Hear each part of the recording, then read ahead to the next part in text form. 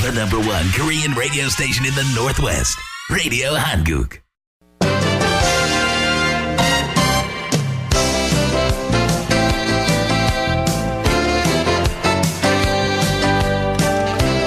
(12시) 정보 데이트. 여러분 안녕하십니까. 12시 정보 데이트 홍승섭입니다. 정보 데이트는 여러분들이 알고 싶어 하시는 정보나 지역사회 화제를 전해드리고 있습니다.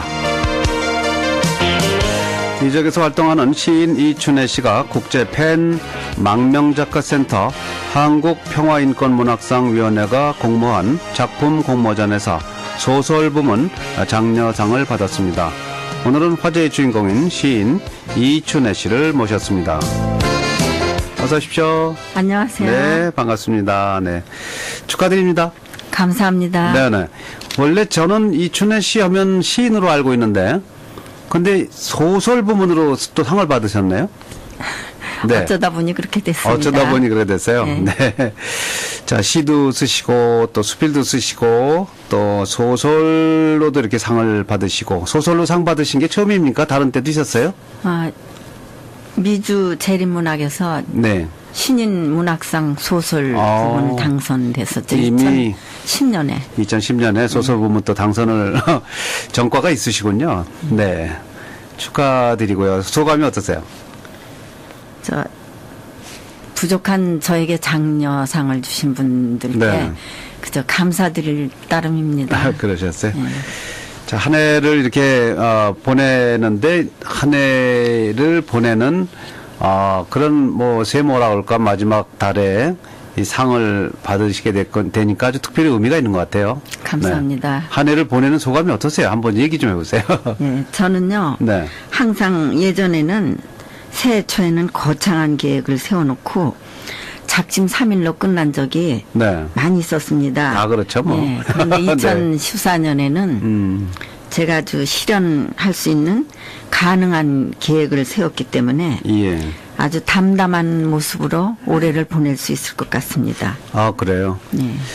자, 2015년을 담담하게 맞으실 수 있다는 말씀이군요. 그것도 되고요. 네. 올해를 이렇게 후회 없이. 네, 후회 없이 좀. 네, 맞아요. 이제 카운트다운 들어가서 오늘 29일이니까 30, 31일. 네. D-3네요. 예. 2, 1, 네. D-3. 네. 예. 얼마 남았습니다. 한 해를 보내는 소감도 아무래도 좀 이렇게 착잡하고 그러게 마련인데 아쉽고, 오히려 담담하게 보내실 수 있는 거군요. 예. 최선을 다하셨나 봐요, 한 해를. 그냥 열심히 네. 사는 것을 보람으로 생각하고 그저 감사하면서 그러셨군요. 한 해를 보냈습니다. 네. 자, 국제 팬 망명작가센터라는 그 단체에서 한국평화인권문학상 이렇게 제정을 해서 상을 주는데요. 우선 뭐 궁금한 게 국제 팬 망명작가센터가 뭐 하는 건지 좀 알아보고 싶네요. 세계에서 가장 최빈국인 북한의 그 인권 개선과 통일을 향한 그 염원을 네.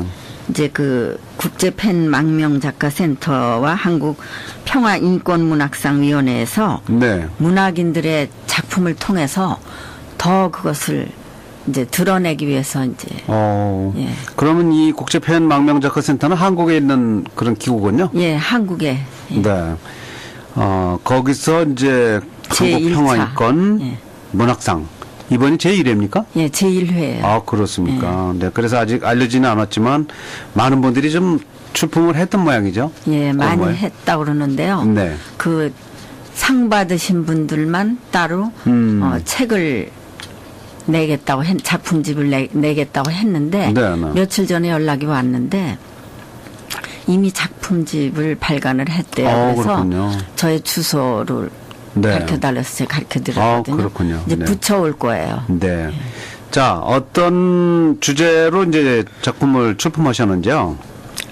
내가 겪은 6.25와 평화 통일의 염원이라는 단편 소설을 보냈습니다. 내가 겪은 6.25와 평화 통일의 염원. 예.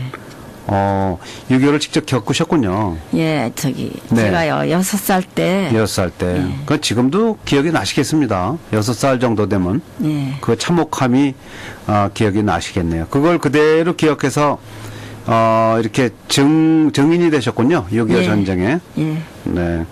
자, 그 속에 어떤 내용을 담으셨어요? 그 속에는 정말 6.25가 너무나 우리 민족에게 처절한 전쟁이었다는 것을 네. 그 2세들에게도 알리고 싶고 네. 모르는 분들에게 알리기 위해서 제가 이런 글을 썼습니다. 아, 그렇군요. 자, 내가 겪은 6.25와 평화 통일의 염원. 이게 이제 단편 소설이기 때문에 양이 좀 많아서 다 소개를 할 수는 없고 예. 작품 중에 한 일부만 좀 낭독을 좀 해주시고요. 예. 네, 그리고 이제 또 그 어떤 내용이 들어가는지 또 여쭤보도록 한번 해보겠습니다. 제가 좀 음악을 이렇게 배경음악을 깔아드릴 테니까 예. 그 중에 아무 곳이라도 좋습니다. 한번 읽어주시고요. 그리고 또 얘기를 나누도록 하겠습니다. 예, 감사합니다.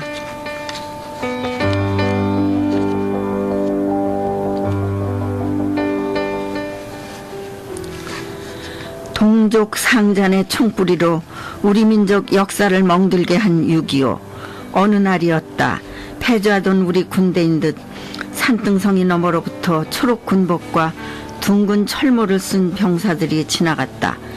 박격 포탄과 수리탄이 무리들 가운데서 연거푸 터질 때마다 넘어지는 병사들 사이에서 처절한 비명이 들리고 아우성 소리가 진동했다.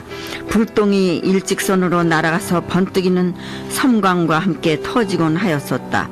엄마와 나는 숲속을 빠져나와 혼비백산하여 한참을 정신없이 마구 내달렸다.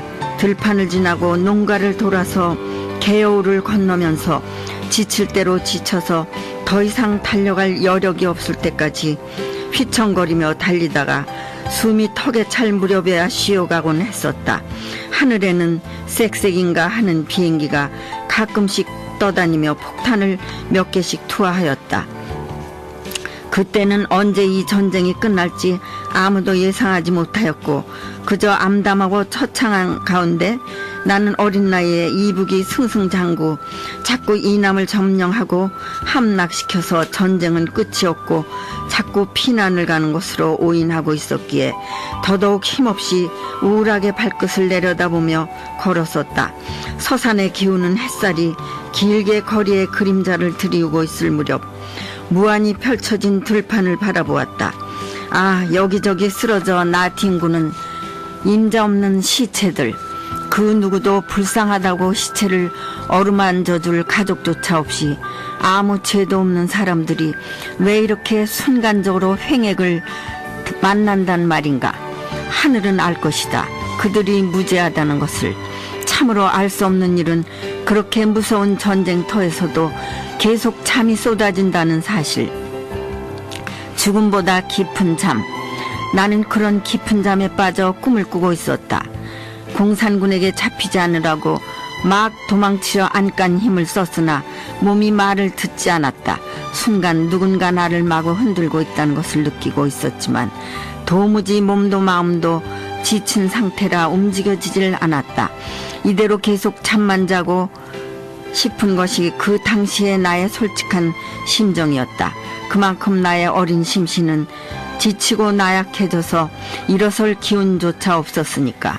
지난 몇 달 동안 밤낮을 가리지 않고 수많은 낯선 도시와 황량한 들판과 이름 모를 산을 넘어 얼마를 더 가야 할지, 얼마를 더 빈집을 찾아 유숙해야 할지, 아예 체념 속에서 나의 투정을 받아줄 아무도 없는 거리를 전전긍긍하며 어린 내 삶의 피를 거의 다 말리며 그 어떤 희망도 보이지 않는 나날을 그저 이정표 없는 긴 여행을 매일 공포에 뒤덮인 가운데 무작정 달려갔으니 이곳저곳에 제멋대로 힘없이 들어놓은 행인들을 보며 허기진 배를 움켜잡고 쏟아지는 눈물을 옷소매로 훔치며 피곤한 몸은 무너져 내렸고 잠깐 동안의 충분한 잠은 너무나 달고 영양 있는 휴식이었던 것 같다.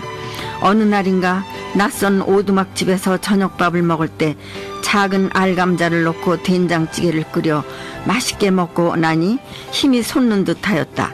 그래서 그런지 그동안의 누적된 피로를 말끔히 씻고 계속 걸을 수 있었던 것 같다. 자고 나면 벌판엔 죽은 사람들의 시체로 가득했다. 기적 같은 삶이었다. 그 희박한 생존율 가운데 엄마와 나는 살아남아 있었다. 눈을 뜬 채로 죽은 사람, 아기를 업은 채로 죽어있는 여인, 젊은 남녀가 서로 부둥켜 안고 죽어있는 사람. 날이 갈수록 사람들은 여러 형태의 처참한 몰골로 죽어갔다. 산빛 아래도 냇가에도 어디에도 죽은 시체들뿐 누가 하나 매장일 줄 사람도 없었다. 하루의 일과는 오로지 걷는 것뿐이었다. 걷지 않고는 못 베길. 더 이상 그 어떤 선택의 여지가 없었으니까. 어둠이 산정으로부터 조금씩 밀려오는 시각이었다. 너나 할 것 없이 비가 마다못해 처량한 모습. 노을 지던 산자락에 어둠이 내리고 하늘에는 무수한 별들이 돋아나고 있었다. 참으로 오랜만에 쳐다보는 별빛이었다.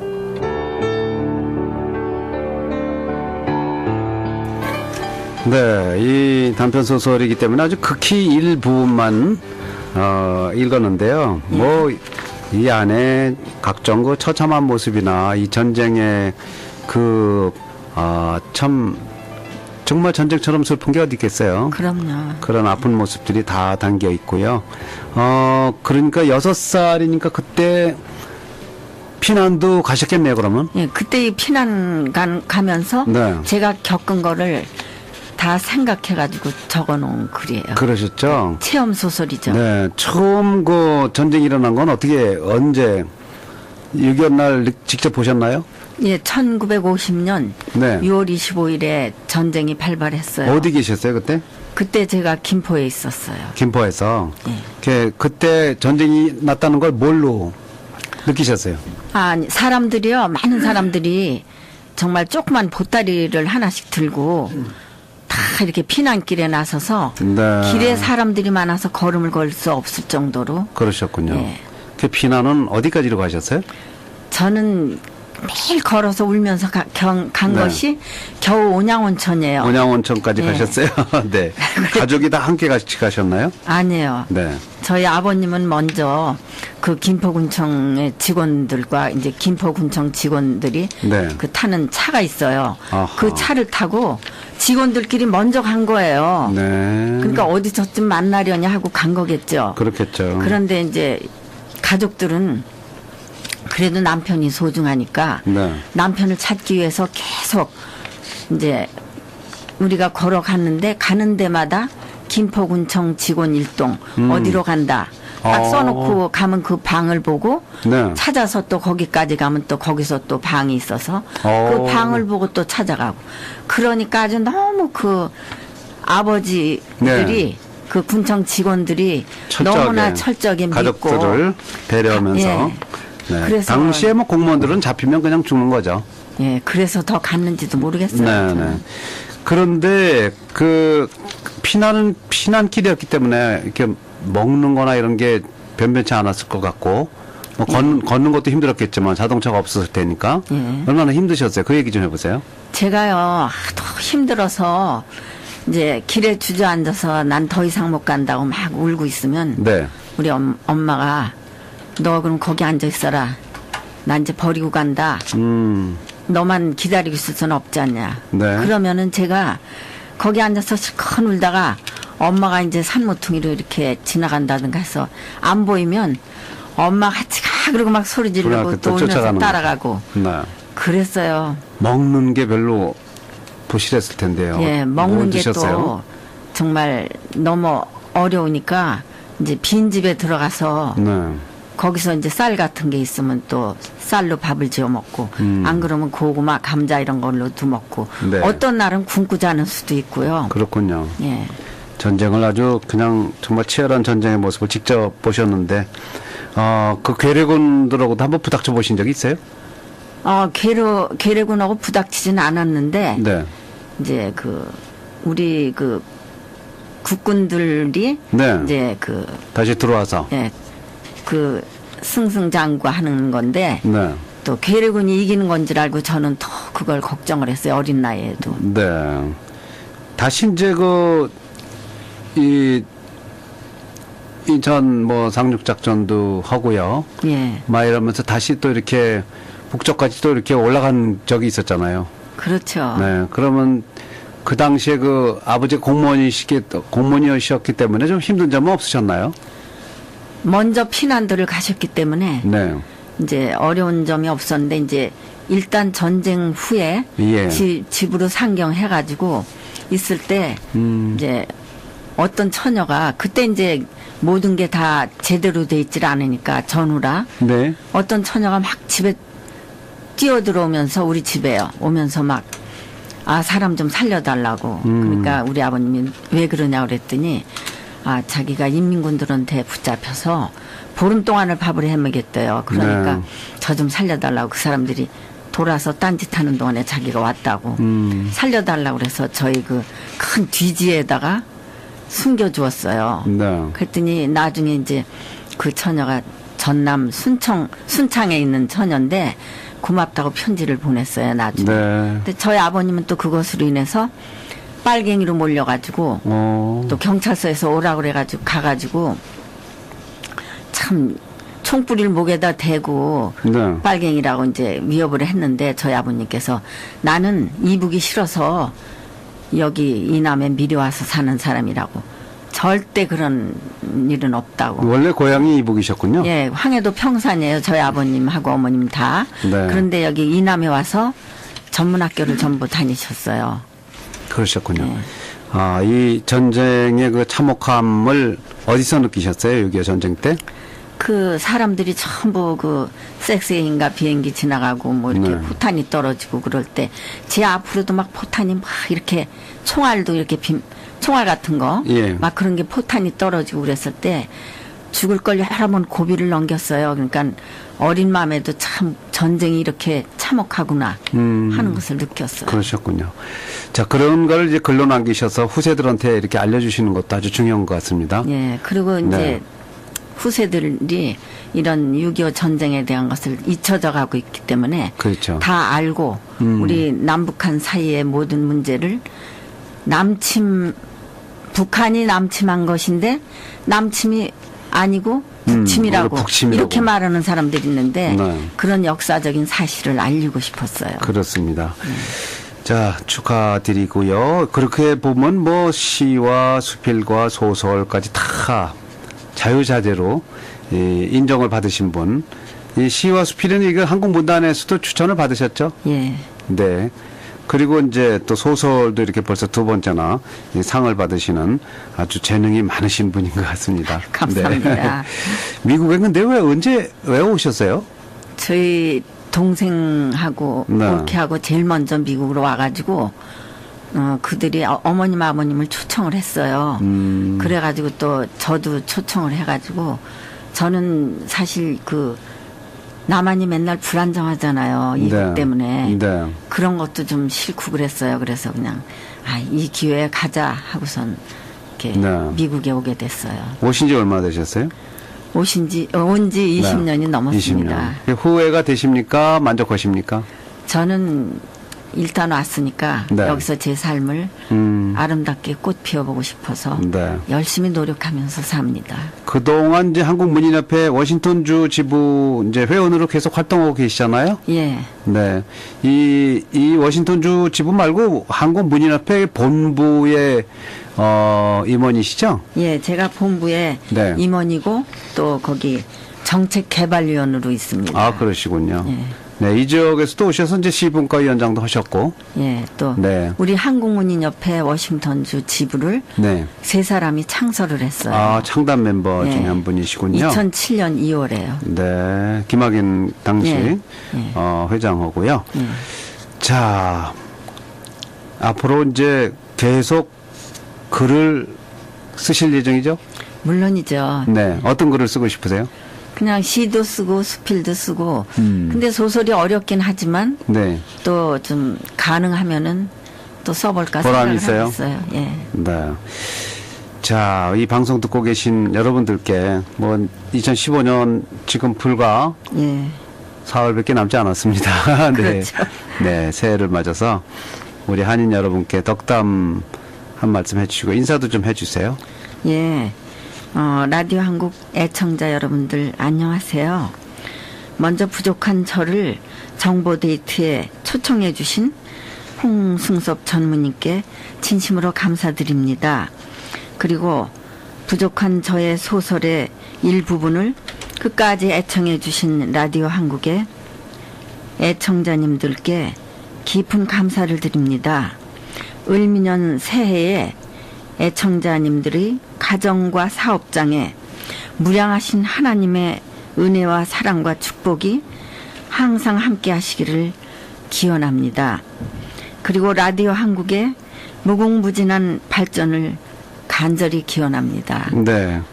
라디오 한국을 끔찍이도 아끼시는 분 중에 한 분으로 저희들이 알고 있어요. 예. 매년 신년시 꼭 써주시고 또 창사기념일에는 또 축시도 보내주시고 라디오를 즐기시는 편인지요? 예, 저는 네. 시간이 없기 때문에 아예 라디오를 집 안에 방 안에 하나 놓고 부엌에 네. 하나 놓고 네. 부엌에 일할 때마다 부엌에서 듣고 아하. 또 방에서는 또 방에서 대로 듣고 네. 항상 라디오 한국을 좋아하기 때문에 그렇게 애청하고 있고요. 네. TV는 잘 안 봐요. 거기 앞에 앉아서 직접 봐야 되니까 그렇죠. 더 힘들어요. 그러니까. 다른 일 하면서도 예. 들을 수 있는 게 라디오이기 때문에 예. 라디오를 즐겨 들으시고요. 어떤 프로그램을 즐겨 들으시는지요? 뭐 제가 시간 날 때마다 듣니까 네. 이제 뭐 차 한 잔의 대화는 아침에 못 들으면 밤에 듣고 필수. 또, 예. 네. 또 정보 데이트도 이렇게 시간 있을 때 듣고 네. 그 참 너무 참 중요한 일이더라고요. 정보 데이트가. 그렇군요. 그리고 뉴스는 아침에 일어나자마자 또 듣고. 네. 예, 그렇게 네. 정말 열렬한 또 라디오 한국 애청자이기도 하시고요. 또 꾸준히 이렇게 작품을 쓰시는 분인데 작품은 주로 어느 시간에 쓰세요? 주로 밤에 써요. 밤에. 예. 네. 밤 몇 시쯤이요? 밤에 그냥 뭐 저녁 먹고 나면은 네. 계속 컴퓨터에 앉아서 쓰고 있어요. 그러셨군요. 자, 그렇게 해서 꾸준히 또 시와 수필과 또 소설까지도 이렇게 이 작품을 통해서 이 사회에다가 메시지를 전하고 있습니다. 오늘은 시인 이춘혜 씨요. 한국 문인협회 워싱턴주 지부 회원이신데요. 국제 펜 망명작가센터 한국평화인권문학상위원회가 주는 소설 부문 장려상을 받았다는 소식 여러분께 전해드렸습니다. 계속 또 좋은 작품 많이 내주시고요. 예. 또 더 좋은 상도 많이 받으시기 바랍니다. 감사합니다. 네, 새해 복 많이 받으세요. 새해 복 많이 받으세요. 네, 그리고 또 건강하시기 바랍니다. 예, 감사합니다. 네, 12시 정보데이트 오늘은 이춘혜 시인과 함께했습니다. The number one Korean radio station in the Northwest, Radio Hanguk.